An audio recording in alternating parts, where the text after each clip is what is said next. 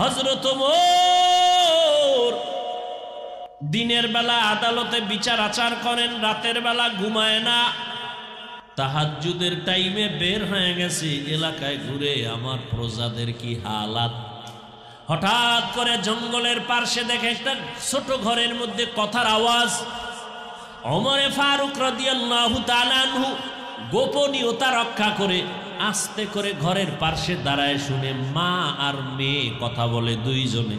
মা বলে, আজকে উটের দুধ কম হয়ে গেল, পানি বেশি দিয়া বাজারে বিক্রি করতে নিবি। মেয়েটা ডাক দিয়া কয়, আম্মা না, খলিফাতুল মুসলিমিন ওমরের পক্ষ থেকে নিষেধ, দুধের সাথে পানি মিশানো যাবে না। মায়ে কয়, খলিফাতুল মুসলিমিন কি আসেনি, সে কি দেখবেন নি, সে তো এখন ঘুমায়। মেয়েটা ডাক দিয়া কয়, রে মা, খলিফাতুল মুসলিমিন যদিও দেখবে না, আল্লাহ তো দেখবেন, ফাঁকি দেওয়া যাবে না। ওমরে ফারুক রাদিয়াল্লাহু তাআলা আনহু কথা শুইনা গোপনে চলে গেছেন, কান্না করতে করতে চলে গেলেন। পরের দিন আদালতে ওই মেয়ে মাকে ডাকলো। ওমরে ফারুক ডাকিয়া কয়, এই মা, তোমার কন্যাটার এত সুন্দর বিশ্বাস আর আল্লাহর ভয়, এই জমিনে এত তাকওয়াওয়ালা মেয়ে পাওয়া বড় কঠিন। মা, তুমি যদি রাজি হও, আমি ওমরের ছেলের জন্য তোমার মেয়েটাকে বিবাহের বন্ধনে নিব।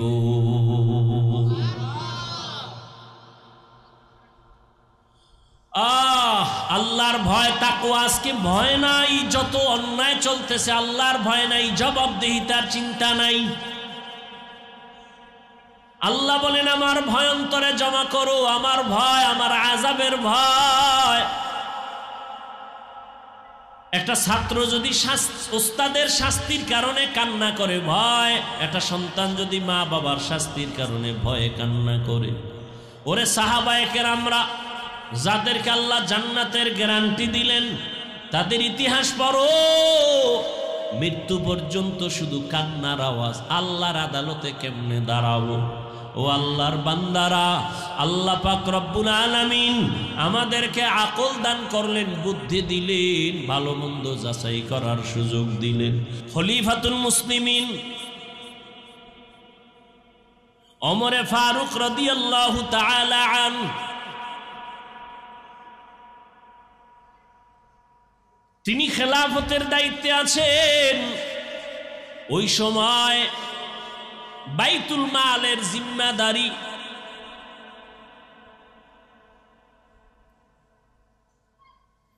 আবু ওবায়দা ইবনুল জাররাহ রাদিয়াল্লাহু তাআলা আনহুকে দেওয়া হলো। খুব খেয়াল করেন, আবু ওবায়দা ইবনুল জাররাহ তিনি বাইতুল মালের দায়িত্বে আছেন। খেলাফতের মূল জায়গায় কে? এই যে খেয়াল করেন, ওমরে ফারুক রাদিয়াল্লাহু তাআলা আনহু।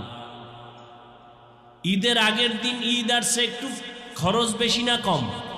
বেশি। ওমরে ফারুকের স্ত্রী বললেন, আমাদের তেমন কেনাকাটা নাই, পোশাকের প্রয়োজন বাচ্চাদের, টাকা যেহেতু কম, অগ্রিম বেতন নিয়ে আসেন, বাইতুল মাল থেকে অগ্রিম বেতন নিয়ে আসেন। ওমরে ফারুক বাহককে চিঠি লিখে দিলেন, আবু ওবায়দা ইবনুল জাররাহকে চিঠি পৌঁছায় দাও। লিখে দিছে, আমার অগ্রিম বেতনটা পৌঁছাইয়া দাও বাইতুল মাল থেকে। আবু ওবায়দা ইবনুল জাররাহ পাল্টা চিঠি লিখলেন ওমরের কাছে, কান্না করে বলছেন, খলিফাতুল মুসলিমিন, দুইটা প্রশ্নের জবাব আপনি দিবেন তো আমি টাকা দিতে পারবো। এক নাম্বার জবাব দেন, আগামী মাস পর্যন্ত বেঁচে থাকার গ্যারান্টি। আবু ওবায়দা ইবনুল জাররাহ বলেন, আগামী মাস পর্যন্ত বেঁচে থাকার গ্যারান্টি দেন।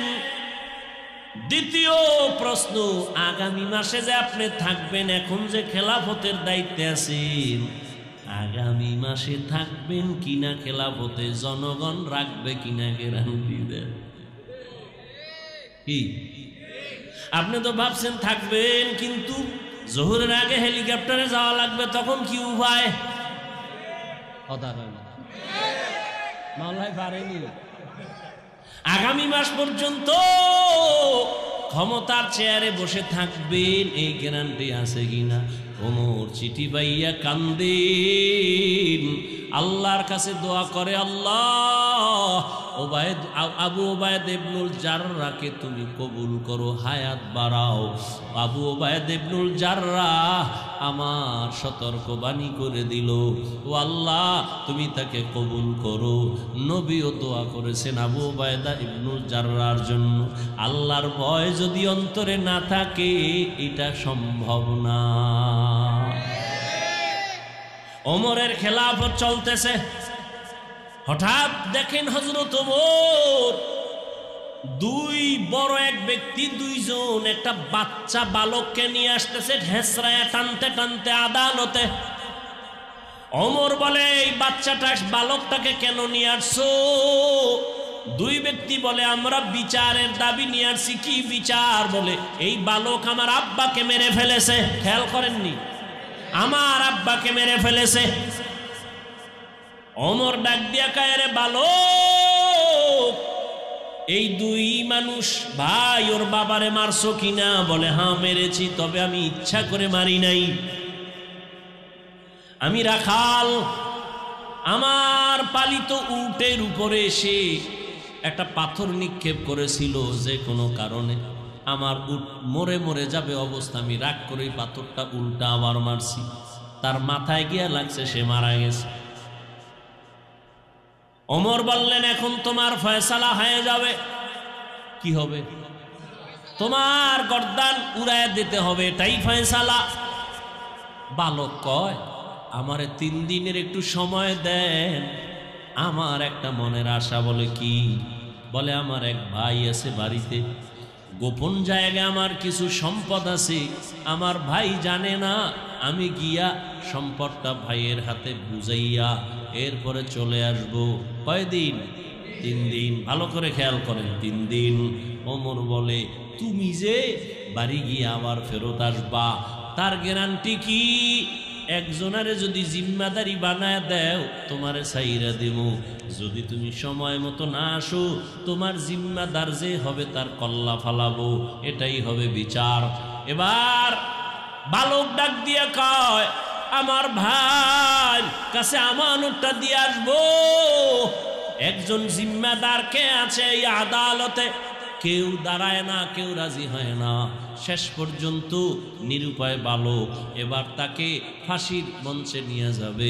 হঠাৎ খলিফাতুল মুসলিমিনের পেছন থেকে একটা হাত উঁচু হয়ে গেল।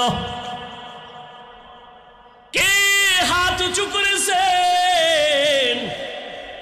রহমতের নবীর কলিজার এক সাহাবী আবু যর গিফারি রাদিয়াল্লাহু আনহু। ডাক দিয়া কয়, খলিফাতুল মুসলিমিন, এই বালকের ছেড়ে দেন, আমি জিম্মাদারি নিলাম। এবার আবু যর জিম্মাদার হয়ে গেলেন। 3 দিন পরে বালক আসবে, না আসলে আবু যরের কল্লা যাবে। একদিন চলে গেল, বালকের খবর নাই। দ্বিতীয় দিন চলে গেল, বালকের খবর নাই। তৃতীয় দিন চলে যাবে ভাব, বিকাল বেলা সূর্য গড়াইয়া পশ্চিম অস্ত যায়। তখন আবু যরকে বলা হলো, আর ওই বালক আসবে না, তুমি ফাঁসির মঞ্চে যাওয়ার জন্য প্রস্তুতি নাও। আবু যর রেডি হয়ে গেলেন। ইসলাম। আবু যর রাদিয়াল্লাহু আনহু রেডি হয়ে গেলেন। নিরুপায়, বালক আসবে না, ধোঁকা দিল নাকি? আবু যর বলে, একটু অপেক্ষা করো, মাগরিবের আজান হওয়া পর্যন্ত একটু সময় দেখি, না আসলে আমারে মারো। মাগরিবের আজান দেওয়ার আগ মুহূর্তে দেখে বালক দৌড়াইতে আছে। বালক দৌড়াইয়া মঞ্চে হাজির। বালক হাজির যখন হয়ে গেল, ওমর ডাক দিয়া কয়, রে বালক, তুই তো না আসলেও পারতি। মরার জন্য এইভাবে আনন্দে কেন আসছো? ইসলামের মর্যাদা ঠিক রাখার জন্য আসছি। কারণ আমি যদি আবু যরের মাথায় বিপদ ফালাইয়া যদি না আসতাম, দুনিয়ার সব ভিন্ন ধর্মের মানুষেরা বলতো ইসলাম ধর্মটা কি এমন, একজনারে বিপদে ফালাইয়া নিজে পালায় গেছে। এই কথা যেন কেউ বলতে না পারে, এই জন্য আমি আসছি। ওমর বলে, আবু যর কেউ জিম্মাদারি নিল না, বালকের জিম্মাদার তুমি হইলা কেন? আবু যর ডাক দিয়া কয়, খলিফাতুল মুসলিমিন, দুনিয়াতে পরবর্তী সময়ে যেন কেউ এ কথা বলার সুযোগ না পায় যে মুসলমান বিপদে পড়ছে, তার সাহায্য চাইল, কেউ তার সহযোগিতায় আগাই আসলো না। এটা কেমন ধর্ম? এই কথা যেন বলতে না পায়, এই জন্য আমি সহযোগিতায় দাঁড়ায় গেছি। বিচার চাইছে কারা? ভুলে গেছে। ওই দুই ভাই চিল্লায় কয়, ফাঁসি লাগবে না, লাগবে না, আমরা দোনো ভাই তারে মাফ করে দিলাম। মুসলিমিন বলে, মাফ করলা কেন? তখন ওই দুই ভাই ডেকে বলে, আমরা মরে যাব, পরবর্তী সময়ে যেন এই কথা কেউ তোকমা লাগাইতে না পারে ইসলামের উপরে, দ্বীনের উপরে, যে মুহাম্মদের ধর্ম এমন, কেউ মাপ চাইছে কিন্তু মাপ দেওয়া হয় নাই, এমনটা যেন বলতে না পারে। বালক ক্ষমা চাইছে, ওমর নিজে বালকের পক্ষ থেকে ক্ষমা চাইছে, আমরা দিছিলাম না, এখন আমরা ক্ষমা করে দৃষ্টান্ত কায়েম করলাম। আমরা বিচারের বদলে বিচার না, ক্ষমা, এটা মহৎ লক্ষ্য। ইসলাম কি শিখায় আর আমরা কি শিখি? আমার যদি কেউ কয় 12টা বাজাবো, আমি বলি রেডি থাক, আমি 13টা বাজাবো। এই তো আমাদের মুসলমানিত্ব রে বাবা। অন্যের সাথে কেমন আচরণ করব এটা তো দূরের কথা, নিজেদের সাথে সাপ বেজির লড়াই। এজন্য আমি শুরুতেই রসুলের হাদিস বলেছি, আল্লাহর ভয়, নিজের ছোট মনে করো। আল্লাহ কোরআনে বলেন, যালিকাল কিতাবু লা রাইবা ফীহি, এটা এমন একটা কিতাব যার মধ্যে ভুল নাই, আর জান্নাতের পথ তাদেরকে দেখাবে যারা আল্লাহরে ভয় করে। এমন একজন নবী আল্লাহ আমাদের দান করেছেন, আমাদের কপাল ভালো, এমন একজন নবী পাইলাম যেই নবীকে দেখার জন্য এক নজর গর্তে অপেক্ষা করে একটা সাপ, নবীর এক নজর দেখবে। গর্তের ভিতর অপেক্ষা করে পিপিলিকা, নবীজিরে এক নজর দেখবে। কিন্তু কপাল বড় খারাপ, আমরা ওই নবীর শ্রেষ্ঠ উম্মত হওয়ার পরেও নবীকে দেখতে পারলাম না। সন্তান কান্না করে, আমার আব্বা নাই, মারা গেছে। কে নাই? বাবা নাই, কাঁদে, আমার বাবা নাই, আমি ইয়াতীম। হঠাৎ একজন একটা জামা এনে দিল, ধর। কাঁদো কেন? আব্বা নাই। আব্বারে আর ভাবিনি। কয় ভাবো না। কয় তোর বাবার ব্যবহারী একটা জামা আছে, নে এইটা নে। সন্তান জামাটা পাইয়া বুকে লাগায়, লাগায়নি, চুমা খায়। এটা আমার আব্বার জামা, এটা আমার বাবার মহব্বতের পরনের ব্যবহারিত একটা জামা। আমি আব্বারে না পাইলেও একটু হালকা হলো সান্ত্বনা নেই আমার আব্বার পরনের জামা দিয়ে। বুঝেননি বাবা কথা? ও আল্লাহর বান্দারা, এমন মায়ার নবী, যে নবীর জন্য আসমান জমিন গ্রহ নক্ষত্র সব আশেক, কিন্তু এদের এত মূল্য নাই। আমি বান্দার যে মূল্য, কিয়ামতের দিন রহমতের নবী বলেন, আমার সাথে আমার উম্মত জান্নাতে যাবে, আমার উম্মতেরা জান্নাতে না ঢুকলে অন্য কোনো উম্মত ঢুকার কোনো অনুমতি নাই। আল্লাহ পাক আমাকে সেই নবীর উম্মত বানাইছেন। নবীরে যদিও দেখি না, নবীরে পাইলাম না, নবীরে পাইলে না জানি কলিজা ফেটে মরে যাইতাম খুশিতে। কেমন মায়ার নবী আমার! ওই নবীরে যদিও পাই নাই, নবী বলেন আমারে যারা পাবি না, আমি দুইটা জিনিস রেখে গেলাম, ধর। ধর, আঁকড়াইয়া ধর, তোর সম্মান যাবে না, ঈমান যাবে না। কয় জিনিস? দুইটা জিনিস আমি রেখে গেলাম, একটা হলো কোরআন শরীফ, আর একটা হলো আমি নবীর আদর্শের সুন্নত। আমি নবী যদিও নাই, আমি টুপিটারে বেশি মোহাব্বত করি, আমার মোহাব্বতের টুপিটা মাথায় লাগাইস। মেসওয়াকরে আমি বেশি ভালোবাসি, তোরা নামাজ পড়বি মেসওয়াক করিস। আমি মোহাম্মদ পাগড়িটারে বড় মোহাব্বত করি, তোরা আমার মোহাব্বত যারা করো পাগড়িটারে আমল কর। বান্দা আমি দান সদকা ভালোবাসা দেই, তোরাও দান সদকা করবি।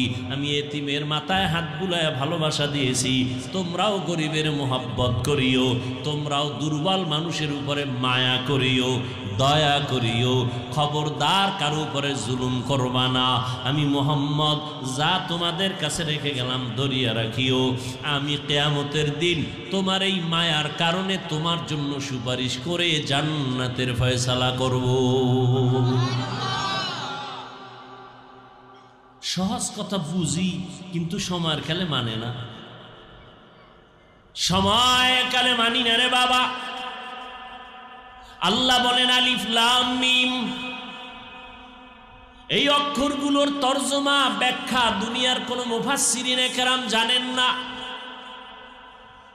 অতএব এখান থেকে তোমাকে দুর্বল বানায় দিলাম, নিজেরে ছোট মনে করো, বড় মনে করা যাবে না।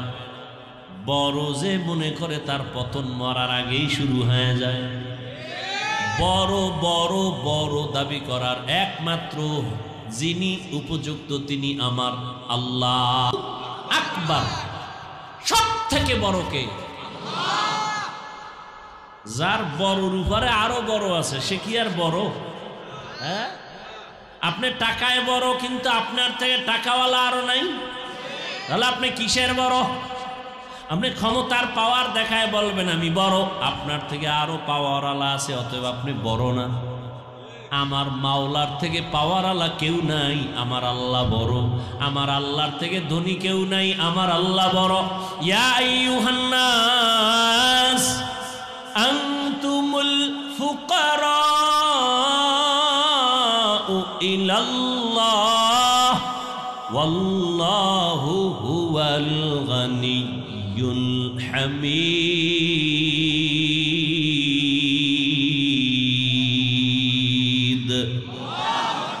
गर तवक्कुल मीकुनी हर सुबह शाम मीरा सानद रिज़्क़ तू अज़ला मकाम जुज़्बा हक़ ची ज़े मखाज़ इंसुजा फज़ले उ आमस्ते दरजुम ला जहा। এই মিয়া পেটে যদি ক্ষুধা না খায় ধাক্কাই আর কত খাওয়ান যায়, সে শুধু বমি করে, ঠিক না? বক্তার মাস্তানিতে বয়ান হয় না, আজীবনে কথাটা মনে রাখবেন। যত ফাগরি বান্ধে বই না কেন আর মেকআপ লাগাইও যদি চেহারা সুন্দর করে বই আর কণ্ঠরে খালি বাজ দেই, আল্লাহর কসম বক্তার কোনো মাস্তানিতে আর বাহাদুরিতে আর এলেমের গরমে বয়ান হয় না। বয়ান হয় ভালো বা খারাপ শ্রোতাদের দিলের আকর্ষণ আর মোহাব্বতের উপর। যা শুরু করছেন শুরু হইতে কেমনে যে কথা বলতেছি, ওই যে জোর করিয়া, কষ্টটার মূল্য দেন না। কত কষ্ট করে আসছি সেটা তো আমি জানি। পৃথিবীতে আলেম ওলামাদের মতো কষ্ট আর কেউ করে না। যদি কেউ বলে সে চাপাবাজ। ওলামায়ে কেরামের থেকে বেশি কষ্ট দুনিয়াতে আর কেউ। সত্য কথাটা মানেন, স্বীকার করেন। আমি এত ভাগ লই না যে আউলে জৌলে বলবো, খুব চিন্তা ভাবনা করে বলতেছি, খুব চিন্তা। এত পাগল ছাগল মনে করেন না। পৃথিবীতে ওলামায়ে কেরামদের থেকে কষ্টের কাজ আর কেউ বেশি। কিসের রডের ফ্যাক্টরি আর সিমেন্ট ফ্যাক্টরি, কিসের মাটি কাটা। ওলামায়ে কেরাম যা কষ্ট করে উম্মতের জন্য শান্তির আশায়, নিঃস্বার্থভাবে, কোনো স্বার্থ নাই, এর অবদান কেউ দিতে পারবে না। ওলামায়ে কেরাম এই জাতিকে, এই দেশকে যা দিয়েছে পৃথিবীর কোন নেতা, কোন নেতৃত্ব দিতে পারে নাই, পারবেও না।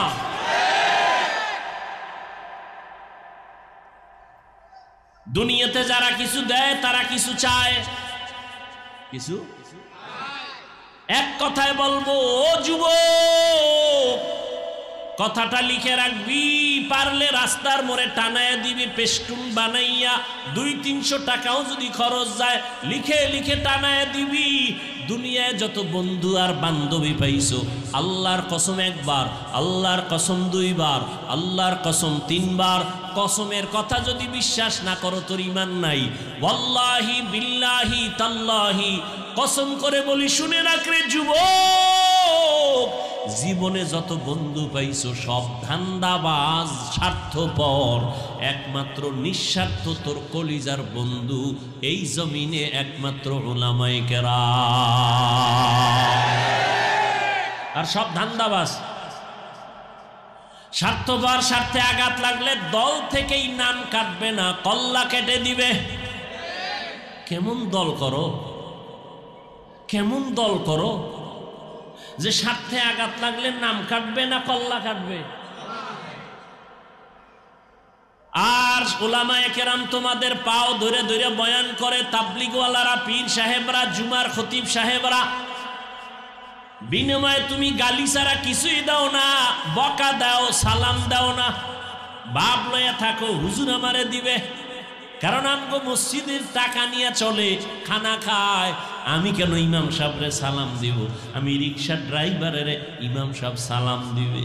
ও আল্লাহর বান্দারা, যতই তুমি করতে চাও যা কিছু করো, কোনোদিন আলেম কষ্ট পায় না, গালিও দেয় না, বরদোয়াও করে না, বরং দেখলেই আগে সালাম দিয়া হাসি মুখে কথা বলে।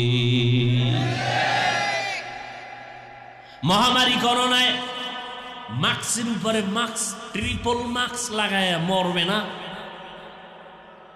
2টা শিক্ষিত কুলাঙ্গার সন্তান, শিক্ষিত কুলাঙ্গার, করোনায় বাবায় আক্রান্ত হয়ে মরে গেল। টাকা দিয়া এলাকার গরিব ছেলেদের কয় বাবার লাশটা রাস্তায় ফেলে আস। রাস্তায় ফেলে আসলো, জানালা দরওয়াজা লক করে দিল।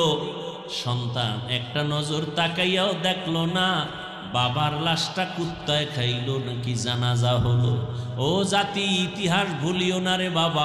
এই সোনার বাংলায় শত শত করোনার লাশ আমার টুপিওয়ালা আলেম ওলামারা কাঁধের মধ্যে নিলেন, গোসল করাইলেন, কাফন পরাইলেন, জানাজা পরাইলেন, কবরে দাফন করছেন। শত শত লাশ করোনার হুজুরেরা কবরে রাখলেন, গোসল করাইলেন। ইতিহাস ভুলিস না রে যুবক, একজন হুজুরেও করোনায় মরে না, মরছে। করোনায় কত ব্যবসায়ীর ব্যবসা নাই, করোনার কারণে কত চাকরিজীবীর চাকরি নাই। স্কুল বন্ধ, কলেজ বন্ধ, ভার্সিটি বন্ধ, চাকরি বন্ধ, ট্রেন বন্ধ, গাড়ি বন্ধ, ফ্যাক্টরি বন্ধ, সব বন্ধ। একটা মাদ্রাসাও বন্ধ হয় নাই। উলামায়ে কেরাম, সরকার লক্ষ কোটি কোটি কোটি টাকা ব্যয় করিয়া র্যাব বানাইছে, আর্মি বানাইছে, পুলিশ বিডিআর বানাইছে, না বানায় নাই? এদের হাতে অস্ত্র দিছে, লাঠি দিছে, উল্টা পাল্টা করলে বেত্রাঘাত করো, দুর্নীতি বন্ধ করো, পারে নাই? পারছে? দুর্নীতিতে সোনার বাংলা চ্যাম্পিয়ন হয়ে গেছে। কিন্তু তাকাইয়া দেখছো রে যুবক, বেতের বাড়ি লাগে নাই, সরকারের 1 টাকাও খায় নাই। এই আলেম ওলামারা মানুষের দ্বারে দ্বারে গিয়া পাও ধরিয়া ধরিয়া বিনয়ের সাথে বয়ান কইরা, কান্না দিয়া, দোয়া দিয়া এই সমাজের হাজার হাজার লাখ লাখ মানুষের নামাজি বানাইছে, সন্ত্রাসীরে পাক্কা মুমিন বানাইছে, মদ পান করনেওয়ালার মদের বোতল ফালাইছে। আগে নামাজ পড়তো না, এখন নামাজ ছাড়ে না। আগে রোজা রাখতো না, এখন রোজা ছাড়ে না। আগে বেপরদায় চলতো, এখন বেপরদায় চলে না। আগে মানুষের উপরে জুলুম করতো, এখন মানুষের মহব্বতে বুকে লাগায়। এটা দুনিয়ার টাকাওয়ালা অস্ত্র দিয়া পারে নাই, একমাত্র চোখের পানি আর আদর্শ দিয়া পেরেছে যারা, তারা নিঃস্বার্থ তোমাদের বন্ধু ওলামায়ে কেরাম।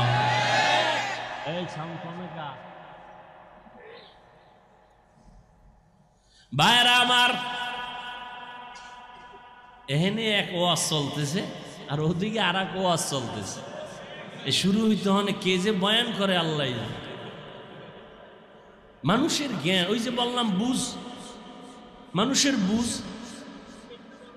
আমরা শিক্ষক দেখলে জুতা সোজা করমু, দোয়া নিউ, আবার কেউ শিক্ষক দেখলে গায়ে দিয়া পাড়া দিয়া যায়, গায়েও লাগে না।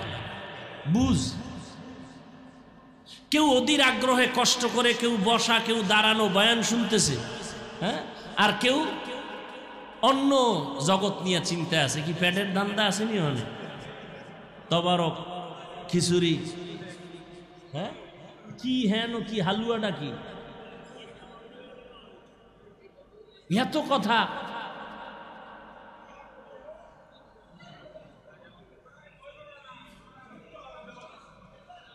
আল্লাহ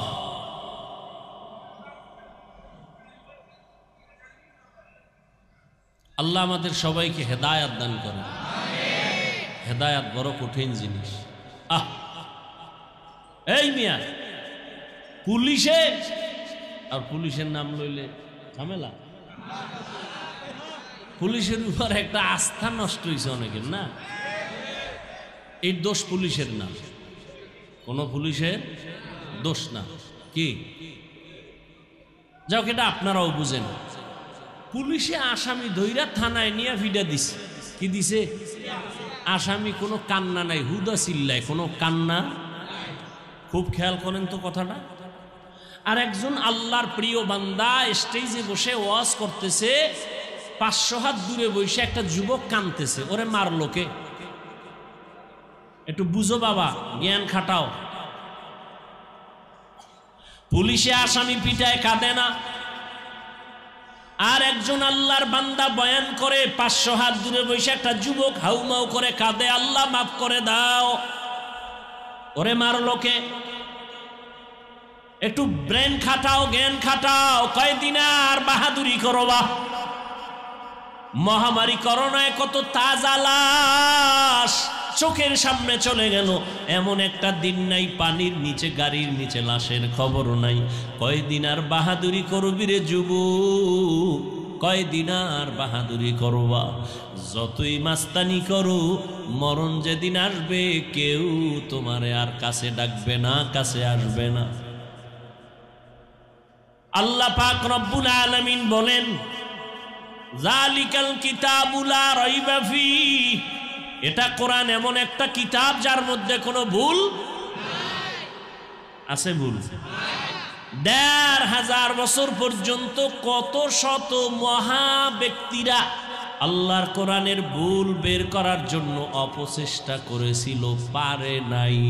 বরং বহু বিধর্মী কালেমা পড়ে কোরআনের কাছে মুসলমান হয়েছে।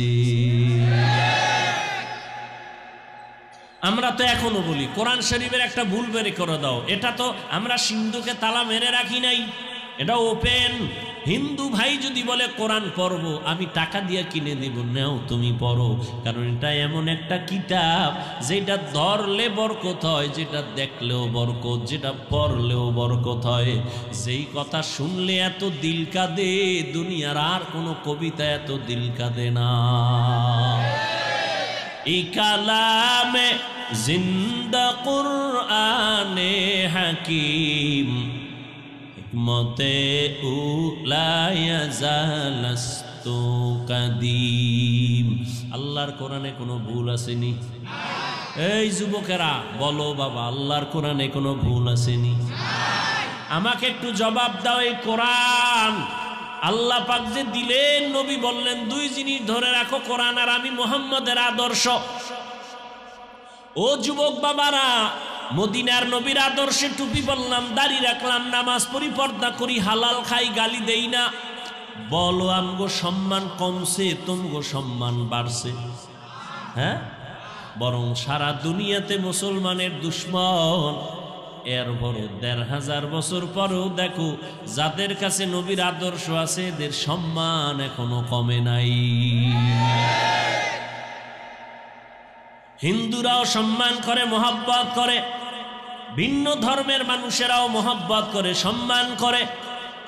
ও যুবক, আল্লাহর কোরআনের মধ্যে বলো, একটা ভুল যদি কেউ বের করে দাও, আমি এখন দাড়ি কেটে ফেলবো, নামাজ বন্ধ, সব জামা কাপড় ফালাইয়া প্যান্ট শার্ট টাই লাগায় নাচ গান শুরু করে দিব, পারবা? একটা ভুল বের করতে পারবা না রে বাবা। বরং এবার বলো, ওই কোরআন শরীফে জান্নাতের বয়ান আসেনি, জাহান্নামের বয়ান আসেনি? কে জান্নাতে যাবে কে জাহান্নামে যাবে তাও আমার আল্লাহ বয়ান করেছেন। আল্লাহ বলেন, আমি কোরআনটা কেন দিলাম? জান্নাতের পথ দেখাবে, ভালো পথ দেখাবে, তবে সবাইকে দেখাবে না। যারা আমার আল্লাহকে ভয় করবে, মুত্তাকি, তাদেরকে পথ দেখাবে। যারা আল্লাহর আযাবকে ভয় করবে তাদেরকে কোরআন পথ দেখাবে। পথ দেখানো মানে আল্লাহ তাদেরকে কুদরতি সাহায্যে হেদায়াতের দৌলত দিয়া মরার আগে জান্নাত দেখাইয়া তারপরে আজরাইলের হাতে জীবন দিয়া দিবে। ও আল্লাহর গোলাম, আল্লাহর ভয়, আল্লাহর ভয়, আল্লাহর ভয়। এখানে যত মানুষ আপনারা আছেন, আমি যদি প্রশ্ন করি আপনারা আল্লাহকে ভয় করেননি, সবাই দুহাত উঁচু করে বলবে করি। সবাই বলবে না? যে নামাজ পড়ে না সেও বলবে আল্লাহকে ভয় করি, যে পর্দা করে না সেও বলবে আল্লাহকে ভয় করি। বলবে না? বলবে না? আসলে আল্লাহর ভয় কি জিনিস সেইটাই বুঝি না। যেই সন্তান মা বাবারে ভয় পায়, ওই সন্তান মা বাবার সামনে অপরাধ করে না। যেই ছাত্র শিক্ষকের ভয় পায়, ওই ছাত্র শিক্ষকের সামনে অন্যায় করে না। ঠিক যারা আমার আল্লাহর আযাবের ভয় পায়, তারা আমার আল্লাহরে কখনো ধোঁকা দিয়া গুনাহ করবে না। আল্লাহর ভয়, আল্লাহর ভয়ের নাম তাকওয়া। তাকওয়া, আল্লাহ পাক বলেন, ইন্না আকরামাকুম ইনদাল্লাহি আতকাকুম, আমার কাছে সব থেকে প্রিয় এবং সম্মানিত ওই ব্যক্তি যে আমার আযাবের ভয় করিয়া গুনাহ ছাড়ে। কি ছাড়ে? গুনাহ ছাড়ে। আমার ভয়, আযাবের ভয়। ও যুবক, তোমার আল্লাহ আমার আল্লাহ দুই না এক? তোমার আমার নবী, এই তাল মিলায়ও না, বুঝা কইও। তোমার আমার আল্লাহ, তোমার আমার নবী, তোমার আমার কোরআন, তোমার আমার ধর্ম, তোমার আমার কালেমা, তোমার আমার কাবা, সব এক। দুনিয়াতে আসছি সিস্টেম নাকি আপনারা লঙ্গি পরে আসছেন? বিদায়বেলা কাফনের সংখ্যা হবে আমার জন্য একটা বেশি, রিক্সা ড্রাইভারের জন্য একটা কাফন কম। সবার বেলায় কয়টা? তিনটা কাফন। কালার হবে আলাদা। আমি হুজুরদের কাফনের কালার এক রকম, যারা হুজুর না তাদের কাফনের কালার আর এক রকম। কে হুজুর কে হুজুর না, কে আলেম কে মূর্খ, কে ডাক্তার কে রোগী, সবার কাফনের সংখ্যাও এক, কালারও। কাফনে লেখা থাকবে বড় হুজুরের লাশ, ডাক্তারের লাশ। কাফনে যেদিন ঢুকবি সেই দিন সব বাহাদুরি শেষ হবে। গোলামের লাশটাও যেমন পড়ে থাকবে, মালিকের লাশটাও তেমন পড়ে থাকবে। আমি বক্তার লাশটাও যেমনে পড়ে থাকবে, তুমি শ্রোতার লাশটাও তেমন পড়ে থাকবে। কাফনে লেখা থাকবে না হাফিজুর রহমানের লাশ। কবরের সাইজও হবে না আলাদা? আপনাদের এলাকার মানুষ অনেক লম্বা, এই জন্য কবর হবে 6 হাত। কবরের সাইজও হবে এক। কবরে মাটি দিয়া সবাই চলে যাওয়ার পরে প্রশ্ন হবে 3টা, সবার বেলায় এক নাকি আলাদা? হুজুরদের প্রশ্ন এক রকম, আপনাদের আর এক রকম। কে হুজুর, কে আলেম, কে মূর্খ, কে ধনী, কে গরিব, কে আলেম, কে শিক্ষিত, শিক্ষিত ভেদাভেদ নাই। সবার কবরে 2 ফেরেশতা চলে আসবে, 3টা প্রশ্ন করবে সবার এক। রবের পরিচয় দাও, ধর্মের পরিচয় দাও, রহমাতুল লিল আলামিনের পরিচয় দাও। তুমি কোন মাদ্রাসার ছাত্র বা শিক্ষক জানার দরকার নাই, তুমি কোন দলের নেতা জানার দরকার নাই, তুমি কয়টা কার মালিক জানার দরকার নাই। তিনটা প্রশ্নের জবাব দাও, রবের পরিচয় দাও, ধর্মের পরিচয় দাও, রহমতের নবীর পরিচয় দাও। আল্লাহর নবী বলেন, যারা জবাব দিতে পারবে তাদের কবর হবে জান্নাতের বাগান, আর যারা জবাব দিতে পারবে না তাদের কবর হবে জাহান্নামের টুকরা। বয়ান তো কম হয় না, দেখছেন নি এই এলাকায় কত না ঝামেলা, মানুষ কতটা আতঙ্কের ভিতরে, নিজেদের মধ্যে একটু দ্বন্দ্ব, নিজেদের মধ্যে ভুল বুঝাবুঝি। ও আল্লাহ, আপনি তো সব পারেন, অন্তরটারে ঘুরাইয়া দিতে পারেন। আমার অন্তর দিয়া আর একজনাকে ভালোবাসি, আর একজনার অন্তরের ভেতরে আমার প্রতি ভালোবাসা, এটা টাকা দিয়া বাড়ানো যায় না, কমানো যায় না। আল্লাহ নিজে কন্ট্রোল করেন।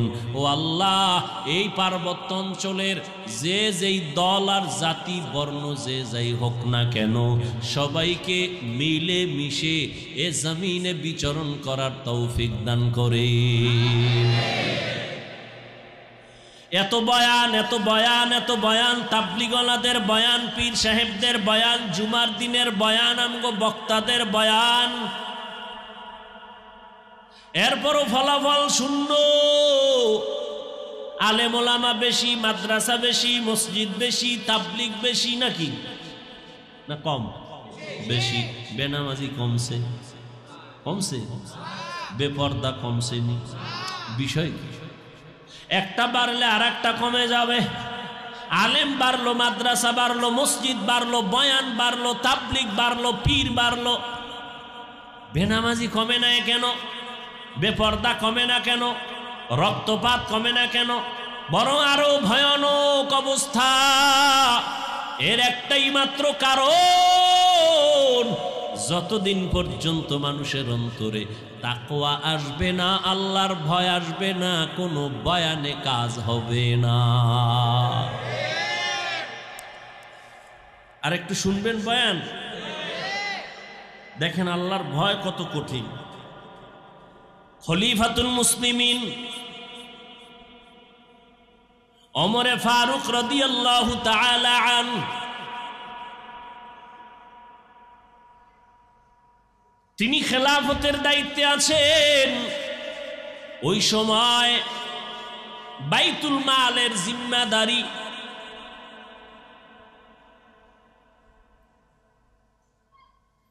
আবু ওবায়দা ইবনুল জাররাহ রাদিয়াল্লাহু তাআলা আনহুকে দেওয়া হলো। খুব খেয়াল করেন, আবু ওবায়দা ইবনুল জাররাহ তিনি বাইতুল মালের দায়িত্বে আছেন। খেলাফতের মূল জায়গায় কে? এই যে খেয়াল করেন, ওমরে ফারুক রাদিয়াল্লাহু তাআলা আনহু। ঈদের আগের দিন ঈদ আসছে, একটু খরচ বেশি না কম? বেশি। ওমরে ফারুকের স্ত্রী বললেন, আমাদের তেমন কেনাকাটা নাই, পোশাকের প্রয়োজন বাচ্চাদের, টাকা যেহেতু কম, অগ্রিম বেতন নিয়ে আসেন, বাইতুল মাল থেকে অগ্রিম বেতন নিয়ে আসেন। ওমরে ফারুক বাহককে চিঠি লিখে দিলেন, আবু ওবায়দা ইবনুল জাররাহকে চিঠি পৌঁছায় দাও। লিখে দিছে, আমার অগ্রিম বেতনটা পৌঁছাইয়া দাও বাইতুল মাল থেকে। আবু ওবায়দা ইবনুল জাররাহ পাল্টা চিঠি লিখলেন ওমরের কাছে, কান্না করে বলছেন, খলিফাতুল মুসলিমিন, দুইটা প্রশ্নের জবাব আপনি দিবেন তো আমি টাকা দিতে পারবো। এক নাম্বার জবাব দেন, আগামী মাস পর্যন্ত বেঁচে থাকার গ্যারান্টি। আবু ওবায়দা ইবনুল জাররাহ বলেন, আগামী মাস পর্যন্ত বেঁচে থাকার গ্যারান্টি দেন। দ্বিতীয় প্রশ্ন, আগামী মাসে যে আপনি থাকবেন, এখন যে খেলাফতের দায়িত্বে আছেন, আগামী মাসে থাকবেন কিনা খেলাফতে, জনগণ রাখবে কিনা গ্যারান্টি দেন। কি আপনি তো ভাবছেন থাকবেন, কিন্তু জোহরের আগে হেলিকপ্টারে যাওয়া লাগবে, তখন কি উপায়?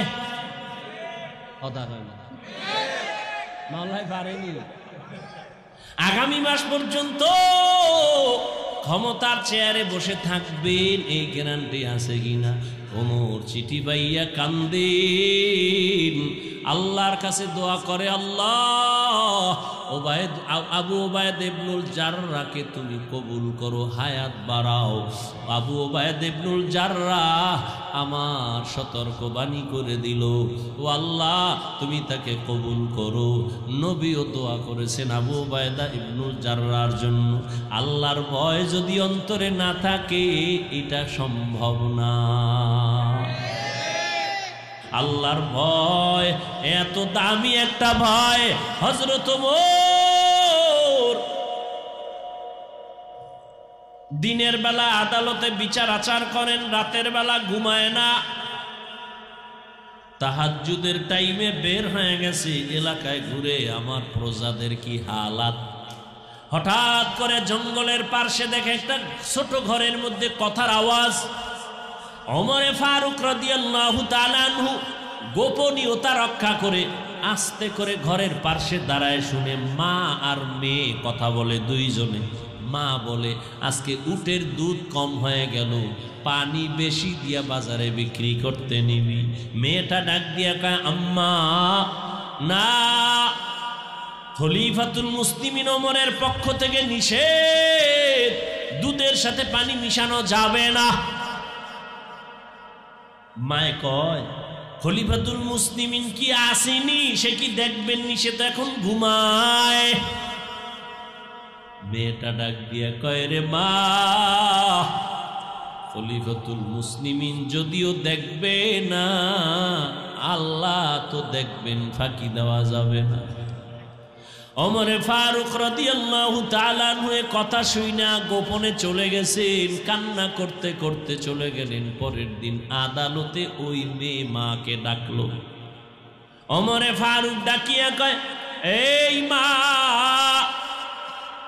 তোমার কন্যাটার এত সুন্দর বিশ্বাস আর আল্লাহর ভয়, এই জমিনে এত তাকওয়াওয়ালা মেয়ে পাওয়া বড় কঠিন।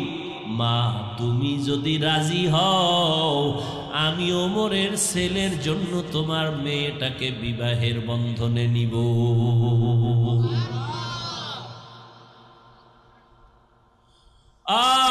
আল্লাহর ভয়, তাকওয়া আজকে ভয় নাই। যত অন্যায় চলতেছে আল্লাহর ভয় নাই, জবাবদিহিতার চিন্তা নাই।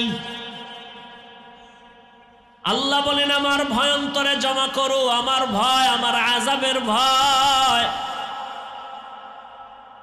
একটা ছাত্র যদি ওস্তাদের শাস্তির কারণে কান্না করে ভয়, একটা সন্তান যদি মা বাবার শাস্তির কারণে ভয়ে কান্না করে। ওরে সাহাবায়ে কেরামরা যাদেরকে আল্লাহ জান্নাতের গ্যারান্টি দিলেন, তাদের ইতিহাস পড়ো, মৃত্যু পর্যন্ত শুধু কান্নার আওয়াজ। আল্লাহর আদালতে কেমনে দাঁড়াবো?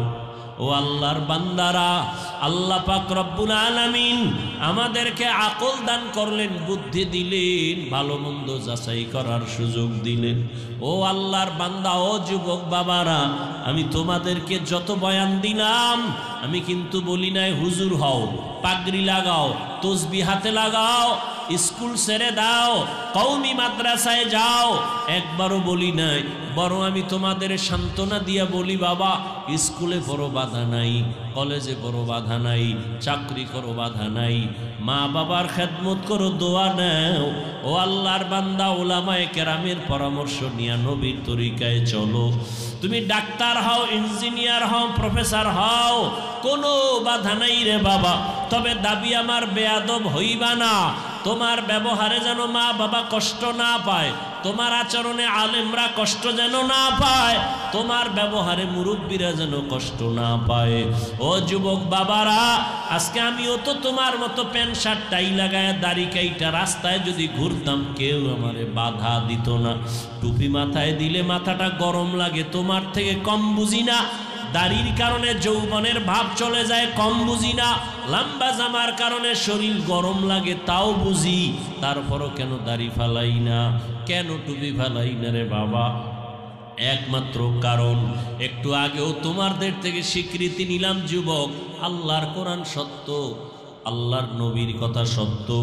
ও যুবক বাবারা, তোমার মতো কত যুবক তাকায় দেখো, জীবনে কোনোদিন মাদ্রাসায় পড়ে নাই, স্কুল কলেজে পড়ে, জেনারেল লাইনে পড়িয়াও নামাজ পড়ে, মা বাবার সাথে ভালো ব্যবহার করে, আছে না নাই?